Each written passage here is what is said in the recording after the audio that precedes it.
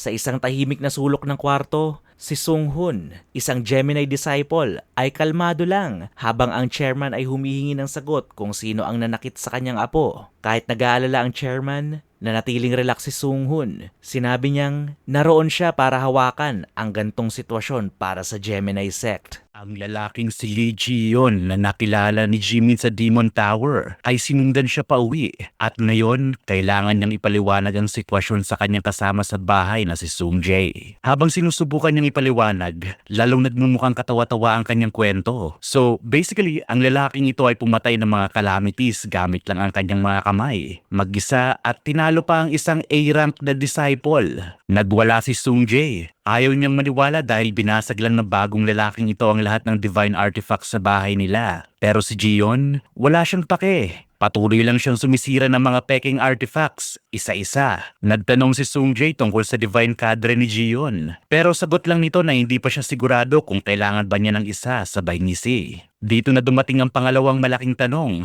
Aling God ang sinasamba ni Jion? Well, wala. Ang sinasamba niya ay ang sarili niya. Wala sa 12 morons. At pagkatapos ng napakaraming tanong tungkol sa klase at posisyon niya, dumating ang pinakamalupit na tanong. Sino ka ba talaga? Anong pangalan mo? Dito na nawala sa sarili si Sung Jae. Nang marinig niya ang pangalan ni Lee Ji-yeon, para siyang dinala sa ibang dimensyon habang si Jion ay nakatayo lang doon. Nagtataka. Biglang sumabog ang kapangyarihan ni Jion Sung Jae. Sa bilis ng pangyayari, baka masunog niya ang buong bahay. Na-activate ang kanyang napakabangis na skill at ang Gaze of God ang pinaka-highlight dito. Impressed si Jion sa summoning abilities ni Sung Jae kahit bata pa ito. Talagang hindi biro ang trait niyang genius, pero bakit siya nagwawala?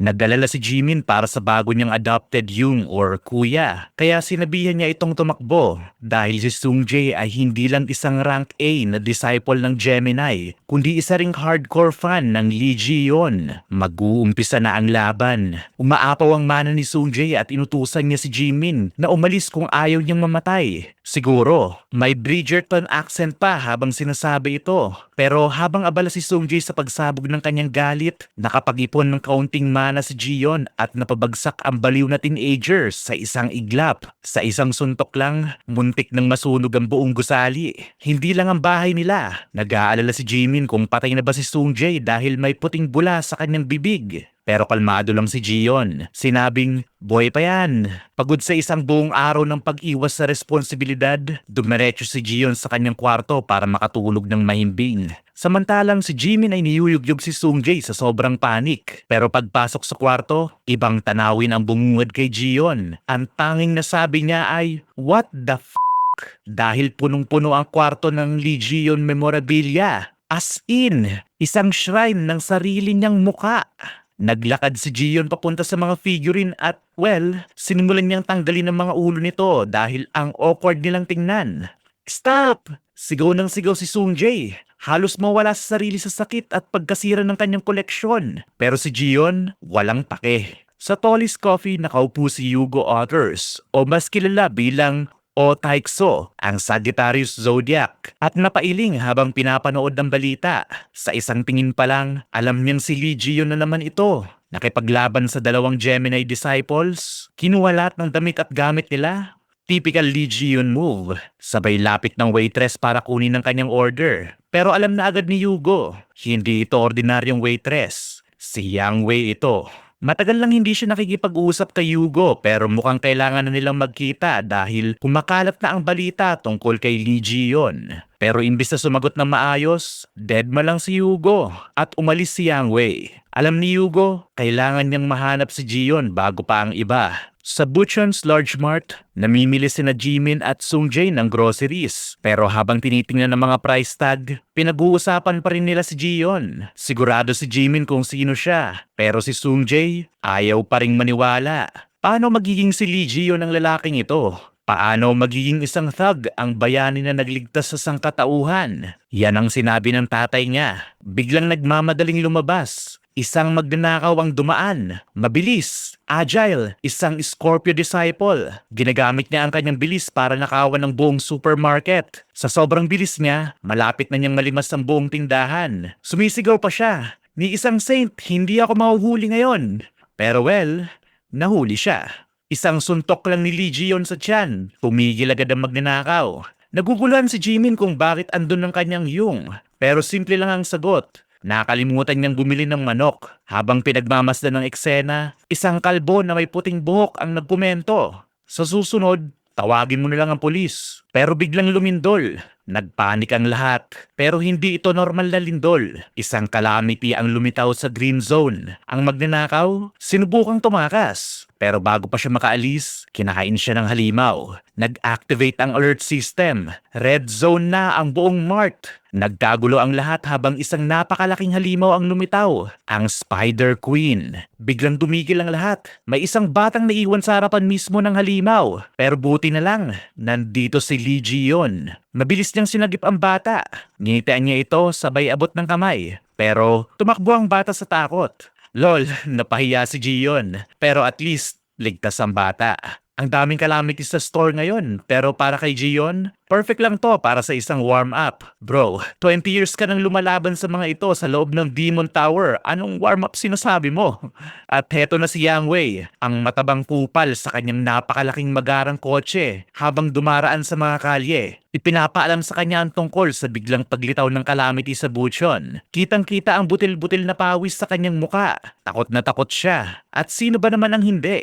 Ang lumitaw na calamity ay walang iba kundi ang Spider Queen. Last time nilang subukang sugpuin ito, bigo sila. Ang nagawa lang nila ay isil ito. Pero somehow, nakawala ito. At 100%, sigurado si Yang Wei. Wala siyang laban sa isang red level calamity mag-isa. Nang magsimulang lumitaw ang mga calamities, hinati sila ng mga tao sa 6 na antas, mula blue hanggang black. Ang pinakaligtas ay ang God Sanctuary at mga tirahan ng tao. Ang pinakadelikado, red at black na antas. Ang black level ay basically extinction ng buong sangkatauhan. At ang red level, nasa Bucheon Supermarket mismo ngayon. Nag-aalalang tinanong ng driver ni Yang Wei kung ano ang gagawin nila sa sitwasyon. Ang sagot, simple lang. Ilibing yan. Walang dapat makaalam. Dahil kung kumalat ang balita na nabigo sila sa subjugation, malaking problema to. Literal na walang kwenta ang taong to. Nanginginig pa ang kamay niya habang inuutusan ng mga disciples niya na i-report na patay ang lahat ng tao sa supermarket at ilibing ang buong gusali. Samantala, sa loob ng supermarket, punong-puno na ng malalaking madugong pulang gagamba ang buong paligid. Lahat sila ay mukhang dangerous talaga habang si Sung-hoon, ang lalaking may puting buhok, ay nag-iipon ng magic para labanan sila. May ice magic siya. Isang glacial prison ang nilikha niya para matrap ang lahat ng halimaw. Nagpawis siya sa bigat ng paggamit ng magic. Pero mukhang epektibo. Nagyelo ang lahat ng gagamba. Pero 1 minuto lang yun. Biglang nabasag ang yelo. Lumabas ulit ang mga gagamba. Dito na pumasok si Lee Ji-yeon. May dalang green energy. May bitbit pang mga lata ng inumin at suot ang paborito niyang mayabang na ngiti. Tabi dyan, snowflake bastard, sabi ni Ji-yeon. Ipinasapasa niya ang isang lata sa kamay niya bago inihagis ito sa target niya. Sabay-sabay niyang inihagis ang mga lata. Tinatamaan ng mas maliliit na halimaw. Para sa malalaking calamities, walang sinayang na oras si Ji-yeon. Diretso siyang sumugod. Isang mabilis na galaw. 2 agad ang nahati na halimaw. Pero teka, parang may galit si Ji-yeon sa mga gagambang ito. Sobrang intense ng cursing niya habang kinakatay niya sila. Gamba ka! Ka na! Hayop! Hindi lang dagger ang gamit niya, pati bibig niya panlaban. Habang nanonood, literal na nakangasi na Sung-jae at Jimin. Naisip ni Ji-yeon, mukhang tapos na ako rito. Tumaas ang kanyang zodiac experience at nakakuha siya ng bagong materials para sa production. Wala siyang alam sa production skill method na to. Pero balak niyang alamin mamaya. Nakakagulat na maganda pa rin ang kilos niya kahit na may 50% penalty siya sa kanyang pisikal na kakayahan. Kung magpapatuloy siya ng ganito, baka mas lumakas pa siya kaysa dati. Pinanood lang siya ng lalaking naka-buzzcut, tila naguguluhan. Binalik ni Ji-yeon ang dagger na nakuha niya mula sa bahay nila Sung-jae. Pero mukhang may hinala na ang buzzcut guy. Ikaw ba yung sumunod sa 2 A-rankers kahapon? Walang sabi-sabi, binagsak ni Ji-yeon ang buzzcut guy sa sahig. Masyado kang madaldal, sabi niya. Pero hindi pa tapos ang usapan. Suot mo rin yung ninakaw na damit at badge, bro. Obvious naman. Ang badge na suot ni Ji-yeon, special badge ng S-rank disciples. Ang buzzcut guy, inaakusahan siyang ginagamit ang kapangyarihan ng badge para lumakas. Pero walang paki si Gion. Durog ang blade sa kamay niya. Walang kwenta tong badge na to. Puro dekorasyon lang. Niloko lang kayo ng Gemini Witch na yan. Nagwala lalo ang Buzzcut guy. Pero bago pa matapos ang diskusyon, dumating na ang Spider Queen. Nagpapanik pa rin ang lahat ng tao pero si Gion, diretsong tumalon sa reyna ng gagamba. Tama na ang drama. Umay na ako. Isang suntok. Literal na lumipad ang Spider Queen papunta sa pader. Lahat ng tao sa supermarket ay walang masabi. Pero dumating na rin ang mga disciples ni Yang Wei at kasama nila ang Divine Cadre Captain, Choi Sung-yuk. Ang utos, umalis kayo agad. Pinapaalis sina Cheon Sung-jae at Min Sung-hun. Bakit? Dahil ibabaw nila sa lupa ang buong gusali.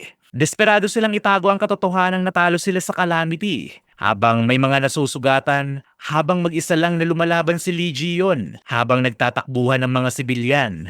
Ito ang mga kupal. Iiwan nila ang lahat para mamatay. Sila ang ligtas dahil may teleportation silang pangtakas. Si Sung-hun, walang konsensya at walang iya.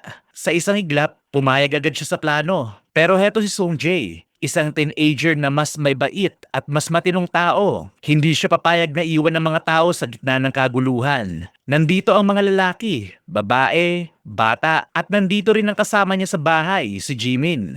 Ang plano? Sunugin silang lahat ng buhay sa loob ng mart. Pero si Sung-hun, wala siyang pake. Ang iniisip lang niya ay puro kagaguhan. Ano kayang iisipin ng mga tao kapag nalaman nilang lumitaw ang Spider Queen sa gitna ng lungsod? Hindi ito matanggap ni Sung-jae. Para kay Sung-hun at sa Divine Cadre, malaking iskandalo ito. Kapag kumalat ang balita, babagsak ang faith ng mga tao sa kanila. At kapag bumaba ang faith ng mga tao, hihina ang kapangyarihan ng kanilang God. Sa madaling salita, kailangan nilang i-gaslight ang buong sangkatauhan.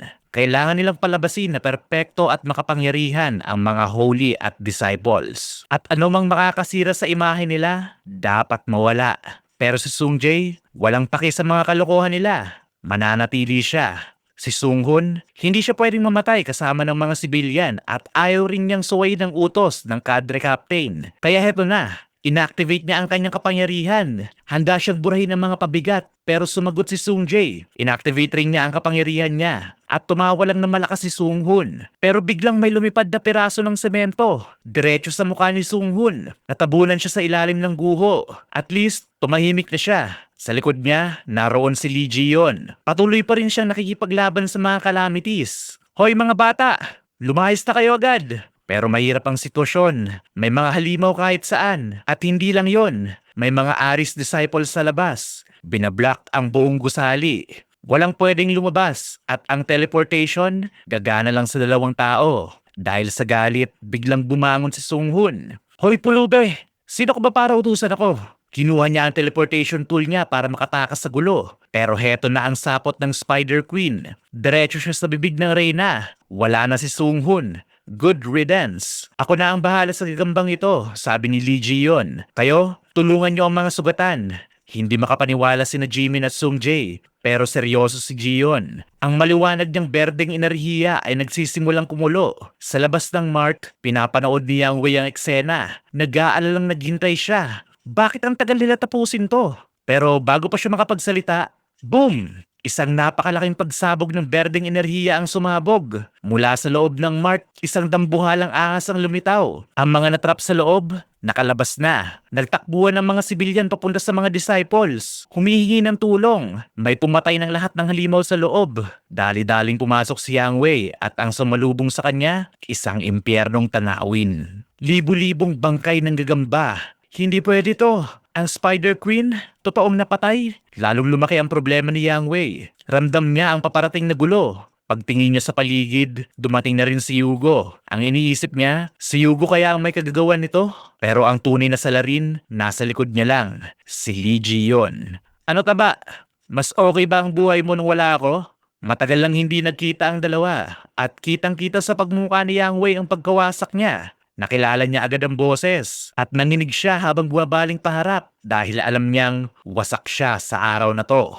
Sa labas ng mart, dumating na ang tulong. Ang mga sugatan ay binibigyan ng safety blankets at ang mga malubang nasaktan ay isinakay na sa mga ambulansya. Sa isang tabi, nakaupo lang sina Sung-jae at Jimin. Pareho silang may balot na kumot, mukhang pagod pero ligtas. Si Jimin, masaya. Si Sung-jae, lutang. Hindi niya talaga alam kung si Lee Ji-yeon ba ang tunay o hindi. Biglang may tumawag sa kanya mula sa likod. Si Hugo Otters. Hingal na hingal at in panic mode. Sungjae!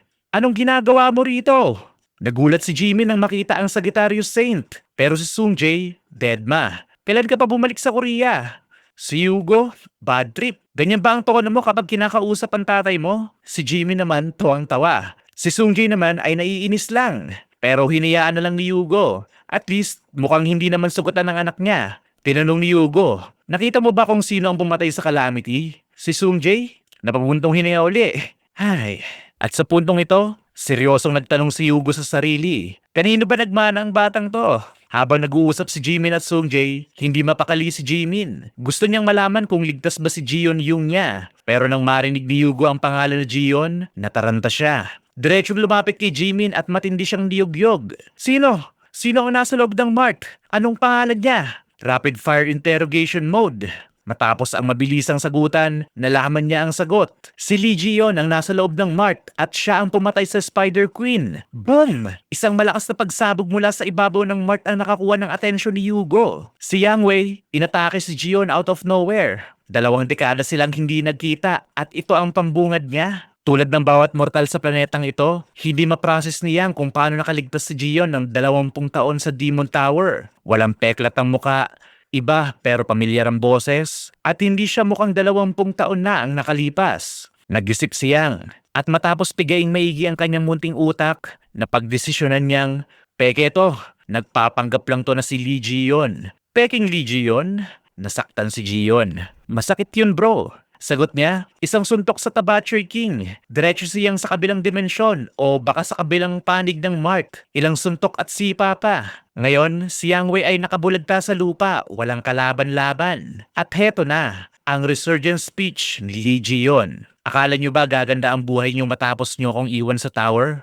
Ang mga divine artifacts ko, ninakaw. Ang mga assets ko, sinulot.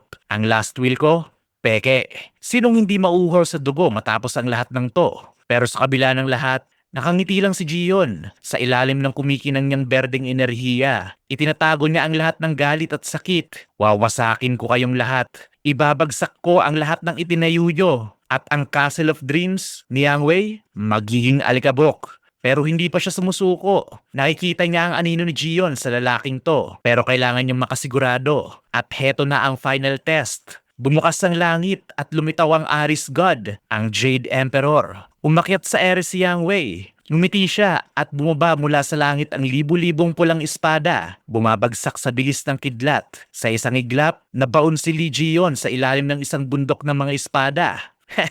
Napangisi si Yang. Patay ka na. Hangal ka pa rin katulad ng dati. Pero ang 20 taon niyang pinagdaanan ng impyerno. Sa tingin mo, yun lang sapat na para tapusin siya? At heto na si Lee Ji-yeon, lumalabas mula sa imposible.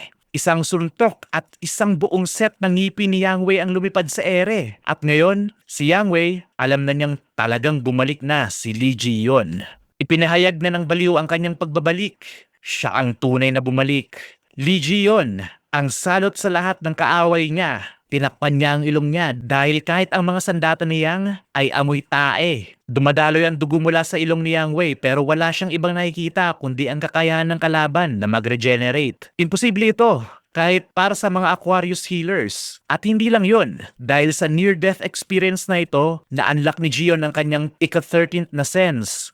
Ngumiti siya. Salamat Yang, pinalakas mo lang ako. Oras na para subukan ko ang isang bagay na espesyal. Pero teka, ang Divine God ng Aris ay namangha at nagulat. Bakit buhay pa si Lee Ji-yeon? Sumisigaw siya sa kawawang Yang Wei at matapos ang isang flurry ng pagmumura, naglahong parang bula ang God.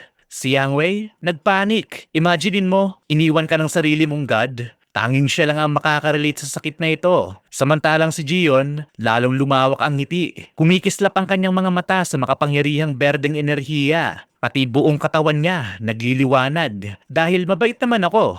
Mararamdaman mo lang ang sakit na tinis ko. Dumating sina Hugo at ang mga disciples at napanganga sila sa eksena. Libo-libong calamities ang patay. Ramdam ni Hugo ang enerhiya ni Yang Wei pero wala siyang makita. Si Gion lang ang may kayang gumawa ng ganitong kaguluhan. Naramdaman ng mga disciples ang mahina at durog na enerhiya niyang mula sa mga guho. Ginamit ni Hugo ang magic niya para ilabas siyang at may mensaheng nakasulat sa taas niya. Papunta ako sa bahay ni Taba. At habang siyang ay durog, si Legion ay nakarating sa kanyang majestikong destinasyon kung saan nakatago ang divine artifact na ninakaw sa kanya. At gaya ng inaasahan, puno ng dirty money ang buong lugar. Halatang adik sa pagiging mukhang mayaman si Yang Wei.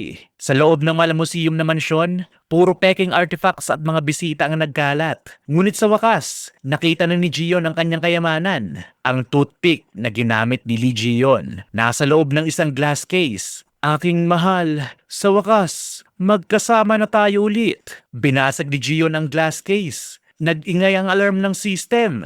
Sa loob ng ilang segundo, daan-daang gwardya ang nakapalibot sa kanya. Sumuko ka ng mapayapa. Pero bro, Legion to. Nagpakawala siya ng makapangyarihang berdeng enerhiya at nagsitalsika ng mga gwardya. At ang toothpick, nag-transform sa isang omniscient mudbone, isang divine shape-shifting artifact. Bro, pinalo niya ang isang RB gamit lang ang toothpick. Let that sink in. Masaya si Lime na bumalik na ang kanyang tunay na may-ari. At dahil nandito na rin siya, nagdesisyon si Gion na kunin ang iba pang mga artifacts. Bitbit ang isang bag na puno ng loot. Lumabas siya sa gusali. At doon niya nakita si O Taikso o si Hugo. At si Hugo, biglang tumakbo. Umiiyak, hysterical papunta kay Gion. Hoy, naramdaman niya ako. Kilala pa rin niya ako. Pero hindi, dumaan lang si Hugo kay Gion at niyakap ang taong nasa likod niya. Nag-flash ang realization kay Gion. Na, hindi niya ako naaalala. At dahil lang sa pagiging tanga ni Hugo, narapat lang siyang makatanggap ng isang malutong na sipa. At sa wakas, nagka-reunion hug ang mga bestie. Pero hindi pa tapos ang lahat dahil isang bagong god ang dumating, ang divine god ng Sagittarius, si Apollo.